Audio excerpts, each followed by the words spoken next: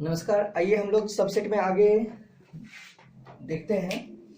जैसे कि हम ये बोल रहे हैं कि ए कोई सेट है, ए कोई सेट है 1 2 3, ठीक है।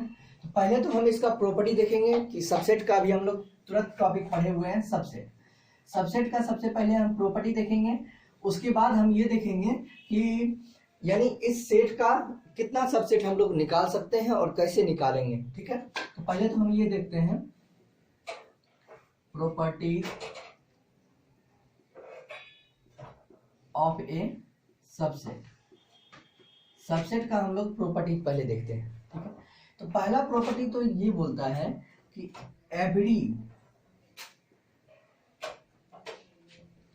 Every set is it's on subset यानी सभी सेट जो होता है वो अपने आप का एक सबसेट होता है, ठीक है। क्यों? क्योंकि आप एग्जांपल के रूप में भी ऐसे समझते हैं, जैसे हम ए बराबर कोई सेट ले लिए 1 2 3, तो आप ये देखिएगा इसका एलिमेंट तो इसमें तो अवेलेबल है ही, तो ए सबसेट हम ए आराम से बोल सकते हैं। किसी भी सेट के लिए ये आराम से हम बोल सकते हैं। तो every set is it's on subset, पहला प्रॉपर्टी तो ये हुआ सबसेट का। दूसरा प्रॉपर्टी आपको हुआ एम्प्टी सेट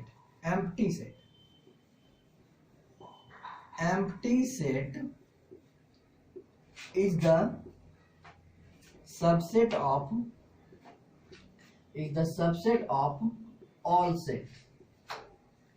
एम्प्टी सेट जो है सभी सेट्स का जो है सबसेट होता है, ठीक है। क्योंकि एम्प्टी सेट क्या होता है? नल सेट, जिसमें कि एक भी एलिमेंट ना हो, तो ऐसा सेट तो सभी में बिलोंग कर सकता है, ठीक है ना। तो ये हो गया empty set is the subset of all set. तीसरा प्रॉपर्टी क्या कहता है?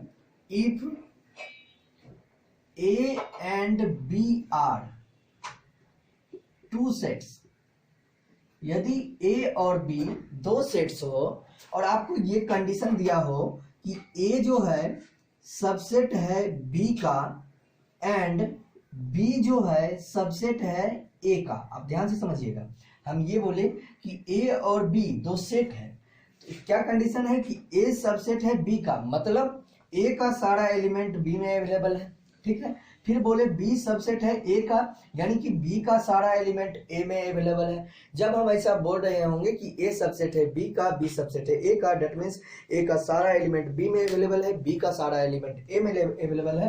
तो आप आराम से बोल दीजिएगा, ऐसा जब कंडीशन हो जाएगा तो ऐसे केस में A बराबर B हो जाएगा। यानी आप इक्वलिटी ऑफ सेट, आपको जब हम इससे पहले बताए हुए थे कि दो सेट कब इक्वल होगा, जब दोनों का कार्डिनल नंबर और उसके सारे एलिमेंट इक्वल हो जाएंगे तो दो सेट इक्वल सेट कहलाएगा।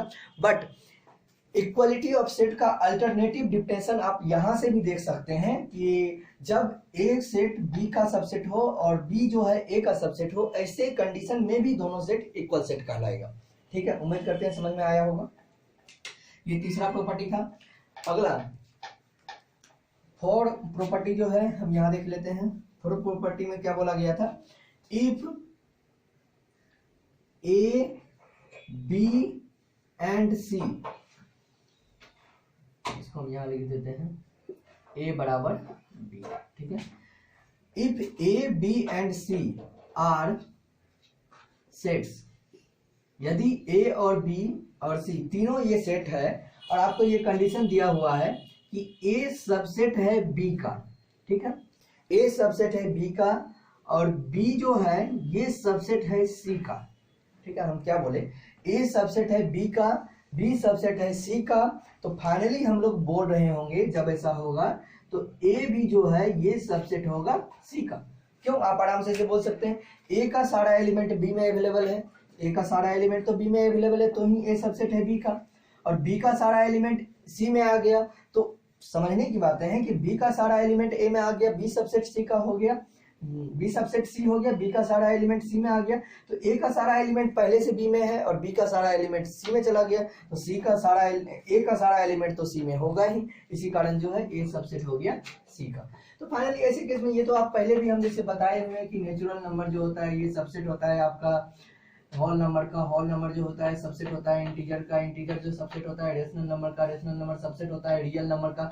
ऐसा आप बताए हुए हैं, तो ऐसे केस में तो आप आराम से बोल सकते हैं नेचुरल नंबर भी जो होता है ये सबसेट होता है रियल नंबर का, होल नंबर जो होता है ये भी सबसेट होता है रियल नंबर का, इंटीजर जो है ये भी सबसेट होता है रियल नंबर का, और रेशनल नंबर जो है ये भी सबसेट होता है रियल नंबर का।